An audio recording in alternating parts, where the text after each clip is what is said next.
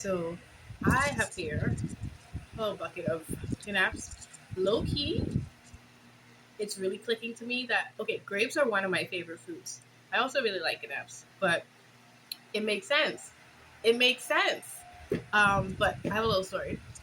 So I climbed a guinep tree today for the first time in like 17 years. Growing up, it was like one of my favorite things. It was like we had like a really huge guinep tree in the back of our yard. So like during the summer and all of that, that was our go to. It was literally our office, our supermarket. It was everything. There was a park up there. It was everything. Um, it was like a tree house, but there was no house. It was just a guinep tree. But we had a ladder going up. Well, a ladder going up and a bridge going across. The bridge was the scariest part for me. Scariest part for me because it's really shaky. So the tree's really high. The reason for the bridge is because it's a narrow. I think that it's really high. It's a big tree, so the narrow branch that we would go across. We were young, very mindful that okay, if we fall, this is very critical. So we had the bridge, and it was secured, but it was just shaky. So my cousins, they were fine. They knew like okay, you can trust the bridge. The bridge is fine. Me, the shaky, I'm like, no, I'm gonna die. Somebody has to help me. And so it was annoying, I'm pretty sure, to everybody because every time I would have to go in the tree, I would have like somebody would have to go across and then come back and get me. Like they have to literally hold my hand or like I have to hold on to them as they walk across because I dead scared. I dead scared.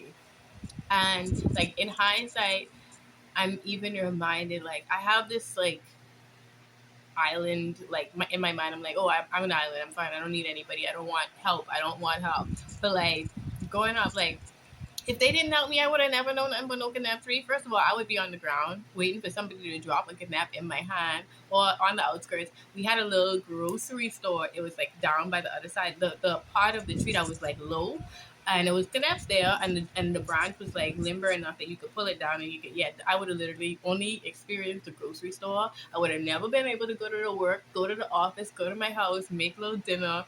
None of it if I didn't have help. Like, oh my gosh, just thinking about that. But yeah, the bridge was definitely the scariest part. And that like I overcame that bridge moment today when I got like to the point where like okay, you have to do it afraid. Like you came up here to get the ganap. Are you gonna get the ganap or are you not gonna get the ganap? Hmm? So like today, climbing the tree again, like I was happy about it. I was like, oh my gosh, like I was a little fearful at the beginning, going around or whatever, and then like I kind of stayed low on the lower branches. So I'm like, I'm trying to die, okay? I don't want to fall and die. Obviously, I wouldn't have. I would have hurt myself, which to me is the equivalent of dying. As an anxious person. But so my grandmother, she was like, okay, well, you could come down whenever you're ready. I could just go get the younger kids. First of all, what do you mean? What do you mean you're just gonna get the younger kids? What do you mean? I'm young. So now my brain is like, ain't no way. I'm going up. Goes up higher, starts thinking, reaching farther than like to the parts where I'm like, oh my god, I'm scared, but I'm doing it afraid. And so I got like almost a whole bag full. This is just my helping. But like it just warmed my heart. I wanted to share that experience with you guys because it's just a reminder of like doing things afraid. And sometimes we forget the things that we really liked growing up or we really enjoyed.